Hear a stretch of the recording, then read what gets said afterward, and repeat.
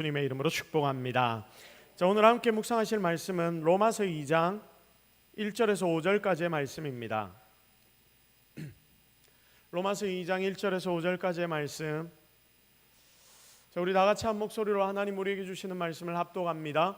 그러므로 남을 판단하는 사람아, 누구를 막론하고 네가 핑계하지 못할 것은 남을 판단하는 것으로 네가 너를 정죄함이니 판단하는 네가 같은 일을 행함이니라. 이런 일을 행하는 자에게 하나님의 심판이 진리대로 되는 줄 우리가 아노라.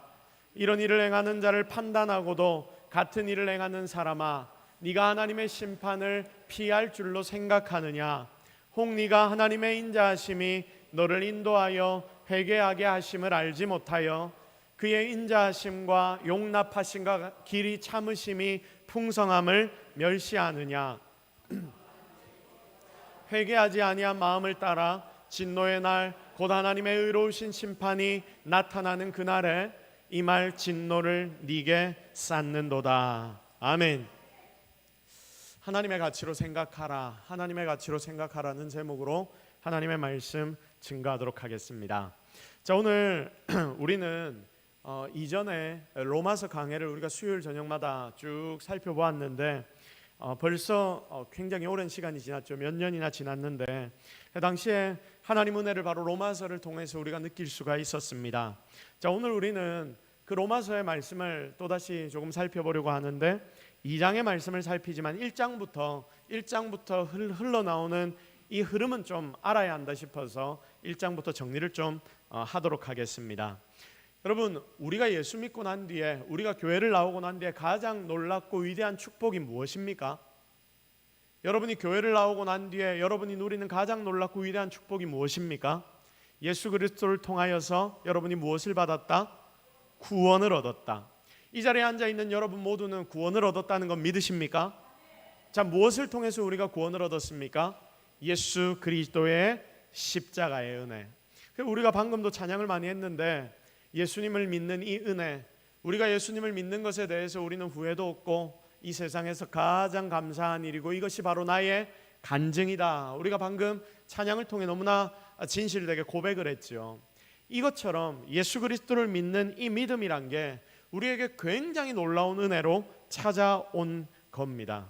자, 그래서 로마서 1장 6절을 보면 이 은혜에 대해서 사도 바울이 나누기 시작합니다. 로마서 1장 6절, 이게 핵심 구절 아닙니까? 다 같이 읽겠습니다. 시작.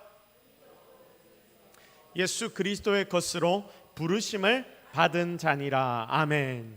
자, 복음의 은혜에 대해서 바울이 나누는데 복음 안에서 믿음으로 사는 사람의 축복, 너희도 어떻게 된 자들이다? 예수 그리스도의 것으로 부르심을 받은 자들이다. 이전에는 세상의 모든 인생들과 똑같이 세상 속에서 살아갔지만 지금 너희는 그들 중에서 누구의 것으로? 예수 그리스도의 것으로 부르심을 받은 자들이다. 이게 1장의 핵심이기도 하고, 그리고 여러분을 부르신 예수 그리스도의 은혜를 우리에게 보여주는 본문의 메시지입니다. 자, 그러면서 17절로 넘어가 보면 17절 말씀 우리 같이 읽겠습니다. 시작. 복음에는 하나님의 의가 나타나서 믿음으로 믿음에 이르게 하나니 기록된 바 오직 의인은 믿음으로 말미암아 살리라 함과 같으니라. 아멘. 자, 복음에는 하나님의 의가 나타나서 믿음으로 무엇에 이르게 한다? 믿음에 이르게 한다. 오직 의인은 무엇으로 살게 될 것이다? 믿음으로 살게 될 것이다 라고 하십니다. 그러니까 여러분, 하나님은 놀라운 예수 그리스도의 십자가 복음을 우리에게 선물해 주셨습니다. 이 자리에 앉아 예배하는 여러분의 중심에 하나님은 무엇을 주셨냐면 예수 그리스도의 십자가의 은혜를 모두에게 다 선물해 주신 거예요. 그걸 우리가 지금 받았습니다. 그런데 하나님은 이 놀라운 복음의 축복, 믿음으로 사는 삶의 축복을 우리만 받아 누리기를 원하는 것이 아니라 누구에게도 나누어 주기를 원한다? 누구에게도 나누어 주기를 원합니까? 온 세상에 믿지 않는 모든 사람들에게 하나님은 이 복음의 은혜를 나누어 주기를 원하셨습니다.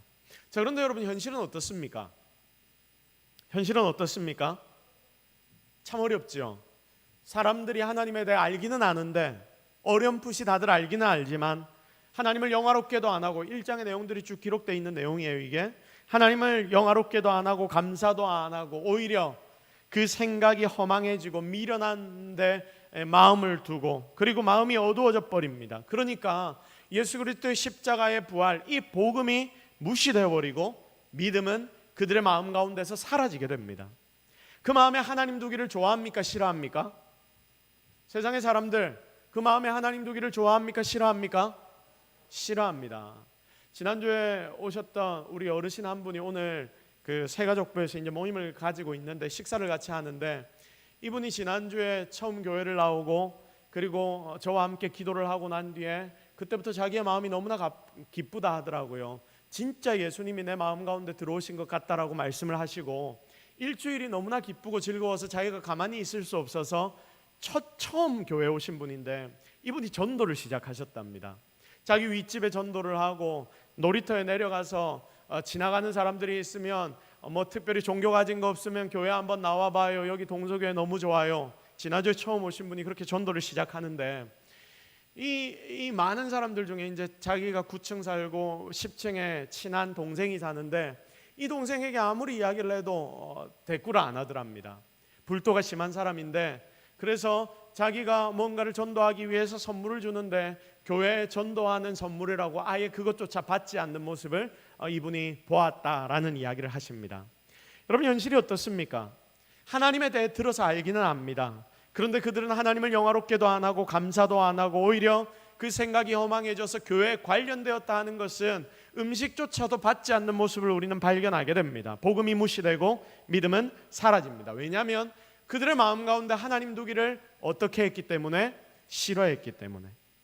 그래서 여러분, 결국 어떻게 됩니까? 썩어지지 아니하는 하나님의 영광을 썩어질 사람과 금수와 버러지 형상의 우상으로 다 바꾸어 버리는 거예요. 그래서 우상을 섬기기 시작합니다. 결국 이게 인간의 욕심이 되는 것입니다. 여러분, 잘 보십시오. 세상의 모든 종교는 자기의 유익을 위해서 믿기 시작합니다. 처음 기독교도 똑같습니다. 그런데 여러분, 교회를 와서 우리가 하나님에 대해 깨닫고 배우기 시작하면, 여러분, 우리가 왜 예수를 믿는지를 점점 더 제대로 알게 되는데, 여러분, 내가 복받기 위한 것이 우리의 기독교의 이 믿음이 아니지 않습니까? 여러분, 우리는 왜 믿습니까? 우리의 믿음, 처음에는 예수 믿고 구원 얻기 위해 이 자리에 나왔다가 이제는 누구를 위해 살아가기 위해 우리가 믿게 됩니까? 하나님을 위해 살기 위해서 우리는 믿음을 가지게 되는 것입니다. 이게 세상의 여러 다른 종교와는 굉장히 다른 부분입니다. 왜냐하면 세상의 사람들의 마음 가운데 있는 이 욕심을 채워주기 위해서 여러 가지 이방 종교들은 생겨나기 시작했기 때문입니다.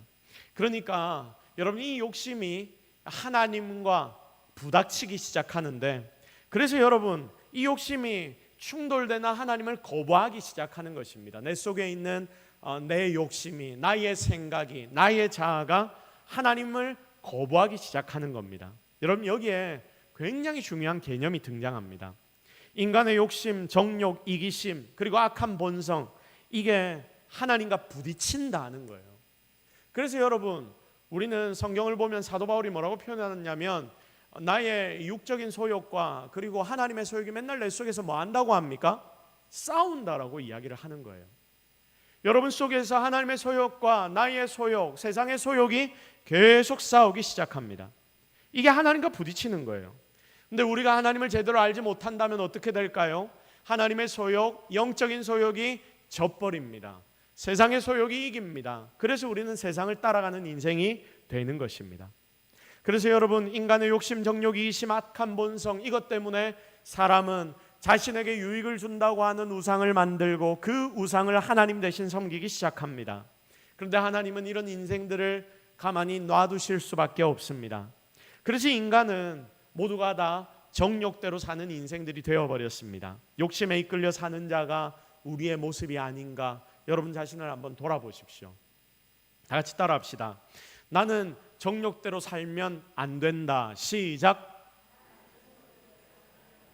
여러분, 정욕대로 사는 인생은 세상 사람입니다. 하나님의 백성이 아닙니다. 절대로 여러분은 정욕대로 사는 인생들이 되어서는 안 됩니다. 사람의 입장에서는 하나님이 가만히 지금 이렇게 안 믿고 하나님 의지하지 않는데도 사람들이 자기들 나름대로 막 살아가고 있으니까, 하나님이 이렇게 놔두시는 게 이제 우리 인간들 우리 마음대로 살라, 라는 의미로 이 사람들이 받아들이기 시작했습니다. 이게 처음엔 자유라고 생각을 했죠. 그런데 이상합니다. 사람 안에 있는 정욕과 욕심이 그대로 있으니까, 여러분, 이 정욕과 욕심이 하나님 없는 세상에서 살기 시작하니까 사람의 정욕과 욕심이 점점 강력해지고 괴물이 되어 버립니다. 사람의 욕심이 사람의 주인 되어 버립니다. 여러분 잘 보십시오.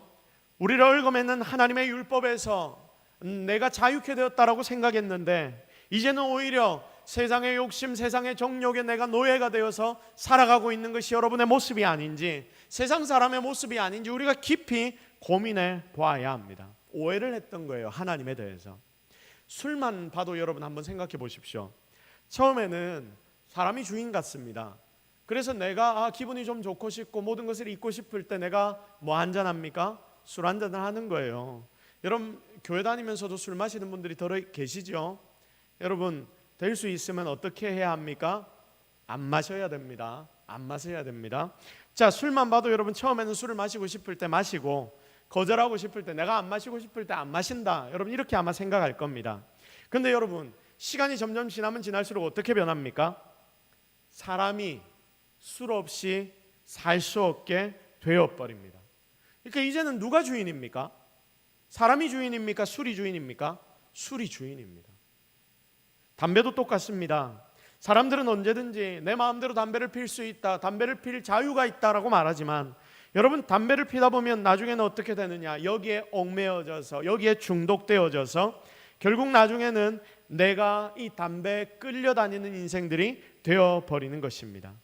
사람들은 언제든지 내 마음대로 할 수 있다 생각하고, 그리고 하나님을 의지 안 하고 이제는 내가 하나님 안에서 살지 않고 내 혼자 자유롭게 살아간다라고 생각했지만, 오히려 나를 의지하는 그 모습 중에서 욕심의 종이 되어버리고 죄의 종이 되어버리는 정말 안타까운, 그렇게 망하는 인생들이 되어가고 있습니다. 죄의 결국은 무엇입니까? 죄의 결국은 무엇입니까? 사망이죠. 죄는 개인을 죽이고 가정을 박살내버립니다. 죄도 내가 짓고 싶을 때 짓고 안 짓고 싶을 때 안 짓는다, 여러분은 생각할 것이지만, 여러분 죄에도 중독성이 있어서 사람을 올감해버립니다. 그래서 결국 이 죄에 빠지다 보면 하나님이 주신 은혜, 복음을 거부한 인생이 되어버리고 결국 마지막에는 망하는 인생이 되는 것입니다. 진짜 비참해집니다. 복음 없이, 하나님 없이 이제는 죄에 끌려다니고 세상의 권세에 끌려다니고 그리고 내 욕구에 끌려다니는 인생, 여러분 이렇게 살아가는 인생들을 잘 보다 보면 마치 도살장에 끌려가는, 마치 고기로 잡혀서 사람들에게 먹히어지는 돼지와 다를 바가 없는 인생이 되어가고 있지 않은가. 여러분 이런 생각들을 굉장히 많이 하게 되는 것입니다. 여러분 이 여기까지가 1장의 로마서 1장의 본문의 내용입니다. 자, 2장으로 들어가면 이제 한 걸음 더 나아가서 하나님을 알기는 알지만 지잘난 맛에 사는 사람들을 발견하게 됩니다. 자, 1절 말씀 한번 보십시오. 2장 1절. 그러므로 남을 어떻게 하는 사람아? 판단하는 사람아 라고 지금 이렇게 기록이 시작됩니다. 자, 그래서 이런 사람의 특징이 뭐냐면 하나님을 믿는다라고 말은 하거든요. 근데 하나님을 믿는다고 하지만 하나님을 제대로 믿습니까? 제대로 믿지 않습니까? 제대로 안 믿습니다. 예배를 드려도 제대로 된 예배를 하나님께 안 드립니다. 거기서 오히려 다른 이들을 비판합니다. 판단합니다. 예배 시간에 예배를 판단하고 있습니다. 이런 자들의 특징은 말씀을 들을 때 뭔가를 알려고 듣는다. 굉장히 중요한 특징 중에 하나입니다. 자, 뭔가 알려고 말씀을 듣는 사람이 있습니다. 자, 이런 사람은 어떤 사람이냐? 내가 듣고 싶은 소리를 예배를 통해, 설교를 통해 들어야 은혜를 받았다라고 말합니다. 내 생각과 같아야지 은혜를 받았다, 은혜가 되는 거죠. 그래서 반대로 내 생각과 하나님의 말씀이 다르면 어떻게 됩니까? 거부가 됩니다. 저 말씀은 저렇게 전하는 게 아니지, 이 말씀을 판단하고 있습니다. 여러분 이건 제대로 된 성도의 자세가 아니겠죠. 믿음으로 말씀을 받아야 하는데, 여러분 믿음으로 말씀을 받는 자들은 하나님의 음성으로 이 말씀을 받고 누가 어떻게 하나님의 말씀을 전한다 해도 그 속에서 하나님이 나에게 주시고자 하는 음성이 무엇인지를 찾아내고 깨닫는 사람이 되어서 은혜를 받는 인생들이 됩니다. 그래서 그 말씀은 그들의 가슴에 남기 때문에 그들의 삶에는 변화가 나타나는 것입니다. 데살로니가 2장 13절 말씀을 보십시오.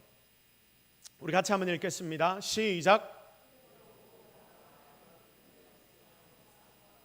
너희가 우리에게 들은 바 하나님의 말씀을 받을 때에 사람의 말로 받지 아니하고 하나님의 말씀으로 받음이니 진실로 그러하도다. 이 말씀이 또한 너희 믿는 자 가운데에서 역사하느니라. 아멘. 자, 보십시오.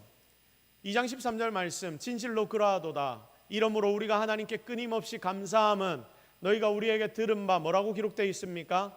하나님의 말씀을 받을 때에 누구의 말로 받지 않고 사람의 말로 받지 않고 무엇으로 받는다? 하나님의 말씀으로 받는데, 이렇게 이게 바로 믿음으로 하나님의 말씀을 받는 자라는 이야기거든요. 그러니까 뭔가 지식을 알려고, 뭔가 좀 알려고 하나님 말씀을 듣는 게 아니라 믿음으로 이 말씀을 받는데, 그런 자들은 어떤 은혜가 있느냐? 진실로 그러하도다. 이 말씀이 또한 너희 믿는 자 가운데서 어떻게 한다? 역사한다. 이런 자들 가운데 하나님의 말씀은 역사하신다라고 오늘 우리에게 하나님 말씀하십니다. 그래서 여러분, 복된 성도는 말씀을 듣는 것이 아니라 받는다라고 말합니다. 영으로 마음으로 받습니다. 그래서 하나님의 말씀이 내 가슴에 떨어졌을 때, 그 말씀을 내가 아멘으로 받을 때 이 말씀이 우리의 가슴을 흔들어 버립니다. 여기에서 변화가 나타납니다. 저는 정말 제 생각을 나누지 않고 하나님의 뜻을 나누기 위해 굉장히 고민을 많이 합니다. 자, 그러므로 여러분이 이것을 하나님의 말씀으로 제대로 받기 시작하면, 그래서 이걸 나에게 제대로 적용하기 시작하면 바로 거기서부터 하나님의 은혜가 나타나게 된다는 것을 여러분 꼭 기억하시기를 바랍니다. 자, 그래서 오늘 본문으로 조금 더 들어갑시다. 오늘의 본문은 2장 1절부터 우리가 5절까지 봤는데, 처음부터 뭐에 대해서 내용이 나오고 있던가요? 판단에 대해서 내용이 나오고 있습니다. 자, 모든 게 다 판단이거든요. 자, 말씀을 받는 게 아니라 말씀을 어떻게 해버린다? 판단해버린다. 그러면 여기서부터 문제가 시작됩니다. 그래서 절대 하나님의 말씀에 순종할 수 없어집니다. 자, 먼저 그래서 첫 번째로 우리가 기억해야 될 게 뭐냐면, 다 같이 따라합시다. 우리는 판단해서는 안 됩니다. 시작. 자, 우리는 어떻게 하면 안 된다고요? 판단해서는 안 됩니다. 우리 판단 굉장히 많이 하거든요. 근데 판단하지 마십시오. 제가 재밌는 이야기를 얼마 전에 들었습니다. 한 목사님이 이 이야기를 하시던데, 목사님이 설교를 준비하다가 말씀을 묵상하고 주일 설교를 준비를 하는데, 이 말씀을 읽고 이 설교문을 쫙 작성을 하는데 한 집사님이 너무나 생각이 났답니다. 고약함으로 교회 전체 소문이 난 한 집사님이 생각이 났답니다. 이 집사님이 이 말씀을 좀 제대로 잘 들었으면 좋겠는데 라고 생각하면서 그 말씀을 계속해서 준비를 했습니다. 그 말씀이 이 집사님 마음에 들어가도록 조금 더 그 말씀을 잘 준비를 했다고 합니다. 설교 전에 이분이 오셨나 하고 쭉 둘러보니까 제일 앞자리에 딱 앉아 계셨답니다. 설교를 시작했습니다. 근데 설교 중에 이 집사님이 은혜를 너무나 많이 받았는지 엉엉 울면서 이 말씀을 받더랍니다. 되었구나 생각하고 예배를 마쳤는데, 예배를 마친 후에도 이 집사님이 일어나지 않고 눈물을 계속 닦고 있더랍니다. 그래서 예배를 마치고 이 집사님을 목양실로 모셨답니다. 기도해 드리려고. 근데 눈물 때문에 얼굴이 엉망이 되어서 이 집사님이 목양실로 올라왔습니다. 이분이 들어오자마자 말을 시작했답니다. 목사님, 오늘 말씀의 은혜를 너무나 많이 받았습니다. 그동안 목사님 마음이 아파서 어떻게 사셨습니까? 저는 오늘 설교를 들으면서 목사님의 아픈 마음을 보았습니다. 이런 말까지 하길래 정말 오늘 설교는 하나님께서 역사하신 설교구나. 내가 저 사람 한 명을 타겟으로 삼고 한 건 아니지만 설교를 준비하다 보니까 그 성도가 생각이 났고, 그래서 하나님이 이 성도를 향하여 주시는 음성이겠거니 생각하고 준비를 했더니 하나님께서 분명히 이 집사님에게 정확한 말씀을 주셨구나. 목사님의 마음이 굉장히 좋았다고 합니다. 그러고 있는데 집사님이 계속 이야기를 합니다. 목사님, 오늘은 또 얼마나 속상하셨습니까? 오늘은 또 얼마나 속상하셨습니까? 오늘 이 말씀은 딱 그 집사가 들었어야 했는데 이날 딱 그 집사님이 안 왔네요, 목사님. 이렇게 이야기를 했답니다. 그러면서 마지막으로 목사님 힘내십시오 라고 말하고 문을 탁 닫고 나가는데, 이 목사님이 아무 말을 할 수 없었다라고 이야기를 합니다. 어떤 성도들은 예배드리고 집에 가서 부부싸움 한답니다. 뭐라고 부부싸움 할까요? 오늘 목사님 설교 들었지? 예배 때 설교 들었지? 그 다 니한테 하는 소리다. 당신이 문제야 항상. 이렇게 이야기합니다. 그럼 반대쪽에 있는 사람이 뭐라고 합니까? 아니야, 그건 니한테 하는 소리야. 그러면서 용서하고 사랑하라고 또 말씀하셨잖아. 왜 그거는 딱 빼먹고 니 듣고 싶은 것만 들어. 이러면서 서로 비난하며 말씀 때문에 싸우기 시작합니다. 오늘 보면 1절의 말씀, 이 시작을 보십시오. 그러므로 남을 판단하는 사람아. 그러므로 남을 판단하는 사람아. 이게 타이틀로 튀어나옵니다. 설교 듣고도 설교를 판단하고 설교의 대상도 판단하고 모든 걸 다 판단해버리는 이 사람들아. 그런데 주로 교회를 보면 판단하는 사람은 어떤 사람입니까? 초신자가 들어와서 무언가를 판단합니까? 그러지 않습니다. 좀 안다는 사람, 오래 교회를 다녔다는 사람, 내가 좀 알고 똑똑하다는 사람, 이런 사람들이 판단합니다. 하나님을 알고 오래 믿어서 나도 모르게 내 속에 특권의식에 사로잡힌 사람, 제 잘난 맛에 사는 사람들이 판단합니다. 이런 사람이 은혜 없이 계속해서 살다 보면 어떤 일이 벌어지느냐? 남을 판단하는데 도가 터버립니다.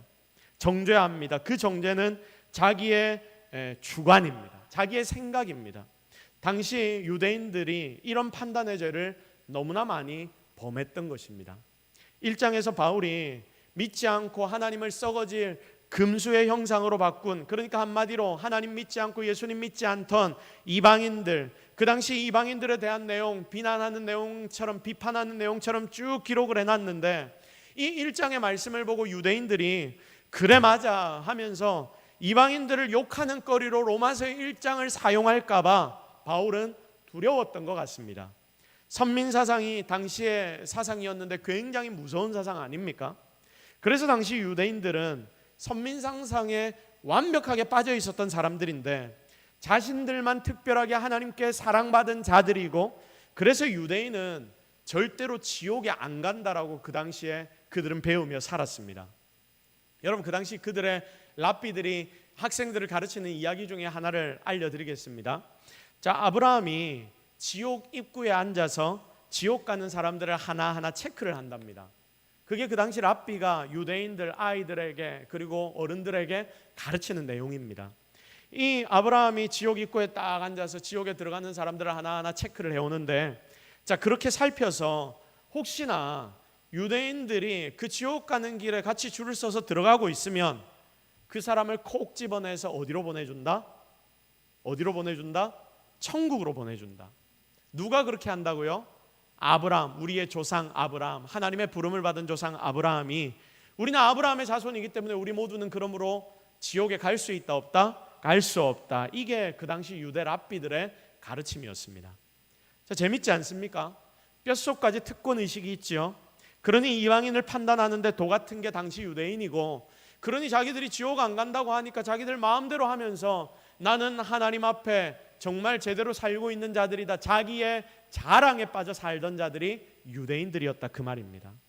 그런데 하나님이 오늘 판단을 금하십니다. 성경의 말씀을 보십시오. 이런 내용이 굉장히 많지 않습니까? 오늘 본문에서도 3절까지의 내용을 여러분 찬찬히 살펴보시면 그 내용이 다 하나님의 음성입니다. 니들 판단하지 마라. 니들 판단하지 마라. 니들도 어떻다? 똑같다. 다 같이 따라합시다. 나도 똑같다. 시작. 여러분, 지금 이거 따라하면서 아닌데 목사님 난 좀 다른데요, 이런 분 계십니까? 여러분 고백하십시오. 하나님 앞에서 고백하십시오. 나도 똑같다. 시작. 나도 똑같다. 자, 하나님께서 말씀하시는 거예요. 니들 판단하지 마라. 니들도 똑같다. 결국 니들도 똑같은 일을 한다. 그렇게 판단하면 하나님의 심판이 니들한테 내려갈 거다. 나는 안 그런다고 자부하지 마라. 결국 남 판단하면 하나님의 판단에서 절대 못 피한다. 하나님도 너를 용서 안 해줄 거다. 이 말씀을 합니다. 왜 판단하면 안 되냐? 우리에게는 판단의 자격이 없기 때문입니다. 우리는 다 죄를 저지른 인생들이기 때문입니다. 판단을 하는 그 사람도 결국은 누구에게 판단받아야 하는 자입니까? 하나님께 판단받아야 하는 자입니다. 그리고 사람의 판단은 내가 아무리 정확하다 하더라도 그 기준이 여러분 아주 정확하다고 말할 수 없습니다. 누군가 정죄하고 손가락질을 하지만 똑같은 상황이 여러분에게 찾아오면 여러분은 그 일에서 절대 나는 그러지 않는다라고 말할 수 있습니까? 없어요. 팔은 안으로 굽습니다. 팔이 밖으로 안 굽습니다. 사람을 감정에 따라서 또 내 공동체, 내 가정의 유익에 따라 판단합니다. 그럴 수밖에 없는 게 우리 인생입니다. 그래서 개인 간의, 공동체 간의, 나라 간의 분쟁이 일어날 수밖에 없는 것이죠. 왜냐하면 그 공동체에 속하면 그렇게 판단할 수밖에 없고 이 공동체에 속하면 이렇게 판단할 수밖에 없는 상황이 굉장히 많이 존재하기 때문입니다.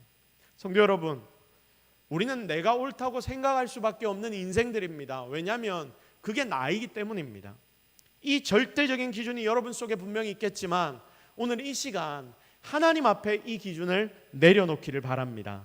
여러분 자신에게는 절대적인 기준이 없습니다. 여러분 한번 생각해 보십시오. 빵구를 굉장히 잘 꾸는 사람이 있다고 합니다. 여러분, 그런데 그런 사람이 하는 소리가 뭔지 압니까? 내 빵구는 어떻게 그렇게 잘하십니까? 모두가 다 그 소리를 하더라고요. 솔직히 자백합니다. 저도 그런 소리를 해본 적이 많습니다. 내 빵구에는 냄새가 난다 안 난다? 안 난다. 자, 그런데 여러분 옆에 있어 보면 납니까 안 납니까? 나죠. 억수로 심합니다. 옆에 가면 죽을 것 같습니다. 근데 자기는 뭐라고 말합니까? 나는 안 난다. 왜냐하면 자기는 못 맞거든요. 그래서 여러분 우리가 붙잡아야 할 기준이 무엇이냐? 그게 오늘 본문의 2절 말씀입니다. 우리 2절 말씀 같이 한번 읽겠습니다. 시작.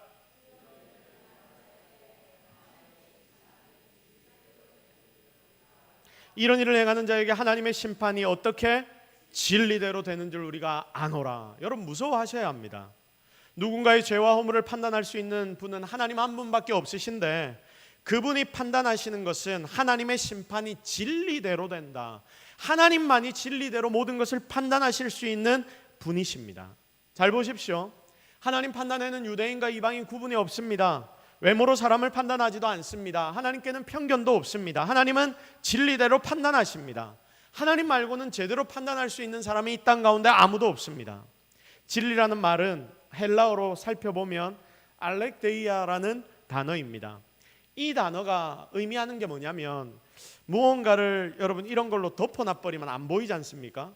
그런데 이걸 확 제껴버리면 모든 게 다 보입니다. 그래서 이 사람이 숨긴 것, 쉬쉬하고 덮어놓은 것을 다 들추어내버린다라는 단어가 진리라는 단어입니다. 그러니까 여러분 이 진리는 유일하게 우리의 모든 것을 다 드러내는 겁니다. 하나님 앞에서. 그러니 하나님 말고 정확한 판단은 다른 사람들 중에 누군가가 할 수 있다 없다? 아무도 할 수 없다. 여기서부터 이제 시작입니다. 4절 말씀. 4절 말씀을 보십시오.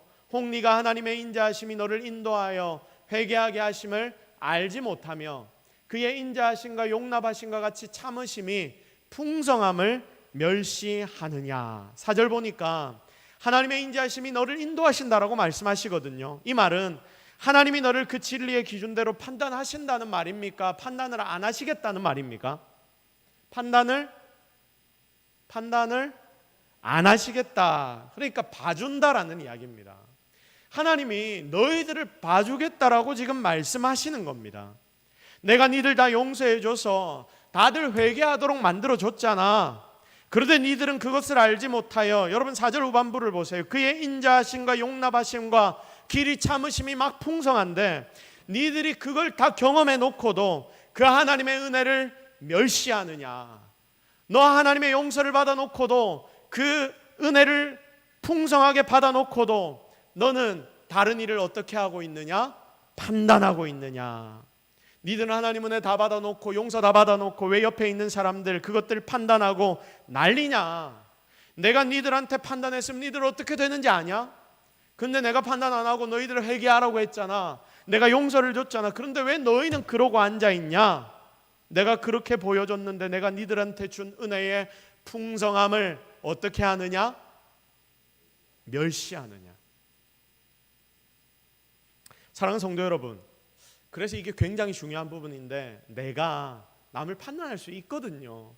근데 내가 지금 남을 판단하고 있지 않습니까?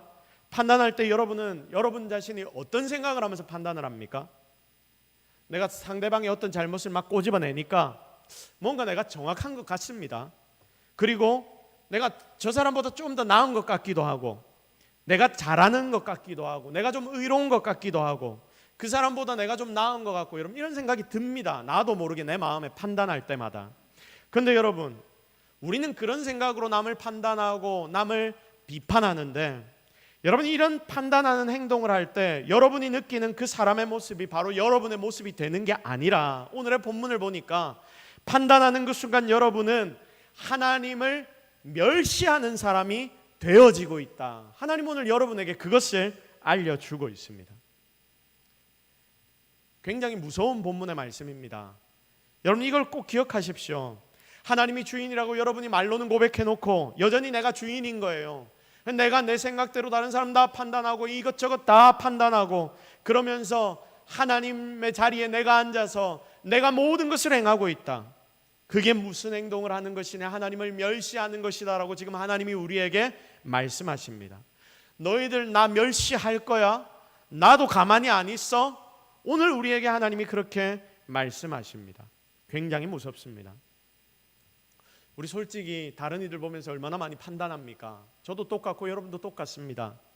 동서교회를 보면서, 이 나라를 보면서, 또한 내가 속한 여러 조직들을 보면서, 목장이나 전도회나 전도특공대나 중보기도팀이나 주일학교 교사에 속해 있으면서 솔직히 얼마나 우리가 뒤에서 비판합니까? 비판이라는 이름을 가지고 비난도 많이 하지 않습니까? 내 옆에 있는 형제자매 다른 성도들 보고, 내 가족, 내 남편, 내 아내, 내 자녀, 내 부모 보면서 우리 솔직히 얼마나 뒤에서 많이 씹습니까? 비난합니까? 그런데 그 중에 정말 많은 부분이 정확한 것이 아니라 나의 생각입니다. 하나님이 그것 보면서 마음 아파하십니다. 그리고 오늘 본문 말씀처럼 너 나 멸시하니? 너 왜 나에게 그렇게 행동하니? 너가 그 사람에게 행하는 게 그 사람에게 하는 게 아니라 나에게 멸시하는 것을 보여주는 거야 라고 말씀하고 계신지도 모르겠습니다. 그러므로 사랑하는 성도 여러분, 여러분이 지금 있는 자리에서 최선을 다하십시오. 하나님이 보시는 눈으로 여러분이 보기 위해 최선을 다해 정말 노력하십시오. 그리고 판단은 다 누구에게 맡기라? 하나님께 맡기라. 마치 다윗처럼, 여러분 마치 다윗처럼 우리가 살아야 하는 것 아닙니까? 자신을 죽이려는 사울 왕조차도 판단하지 않고 기름 부으신 사실만을 바라보고 행동했던 다윗의 모습, 그렇게 하나님 앞에서 순전하게 서 있을 때 하나님은 그런 인생들을 귀하게 사용하실 것입니다. 그때 하나님은 바로 그런 인생들을 축복하실 것이며 놀라운 은혜로 채워주신다. 여러분 이거 잊지 마셔서 정말 하나님의 생각이 여러분의 생각이 되기를 예수 그리스도의 이름으로 축복합니다. 이제 말씀을 정리하겠습니다. 솔직히 오늘의 이 말씀은 누구나 빠지기 쉬운 모습입니다. 저도 여러분도 똑같습니다. 그러나 우리가 기준은 정확하게 잡아야 하지 않겠습니까? 하나님이 판단하지 말라고 했습니다. 그리고 하나님께 모든 판단을 맡기라고 말씀하셨습니다. 네가 그를 판단하면 내가 너를 용서하고 은혜까지 이미 다 줬는데 그런 나를 무시하는 게 되는 거야. 나를 멸시하지 않기를 바래. 하나님이 지금 말씀하시는 그 음성을 여러분이 잘 들으시고 진짜 하나님 앞에 순전하게 살기 위해 노력하는 저와 여러분, 우리 모든 동서교회 성도들이 되기를 예수 그리스도의 이름으로 축복합니다. 우리 지금 말씀 붙잡고 함께 기도합시다. 오늘 말씀을 통해서 여러분에게 하나님 주신 음성이 분명히 있을 겁니다. 하나님, 나의 이 마음을 주님이 붙잡아 주옵소서. 하나님의 생각으로 내 생각이 바뀌게 하옵소서. 하나님을 멸시하지 않게 하옵소서. 우리를 용서하여 주옵소서. 우리 이 제목을 놓고 함께 하나님 앞에 기도하며 나아갑시다. 분명히 하나님은 여러분의 기도를 들으시고 응답하실 것입니다. 다 같이 기도하겠습니다. 하나님, 오늘 우리가 하나님의 음성을 묵상합니다. 하나님의 음성을 듣습니다. 하나님, 우리가 판단하지 않기를 원합니다. 그런데 하나님, 내 눈에 보이는 게 너무 많으니까, 그리고 내 머릿속에 생각이 있으니까 우리는 당연히 판단합니다. 당연히 다른 사람들을 비판합니다. 그리고 여러 가지 것들을 판단하고 비판합니다.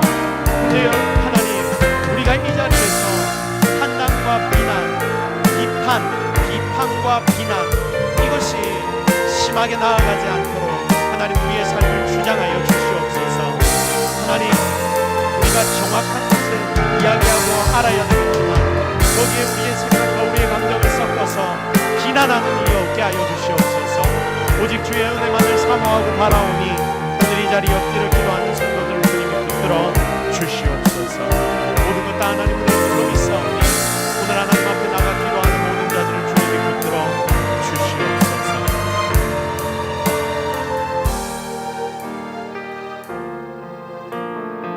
하나님, 우리에게 말씀하신 것 우리가 정확하게 기억하기를 원합니다.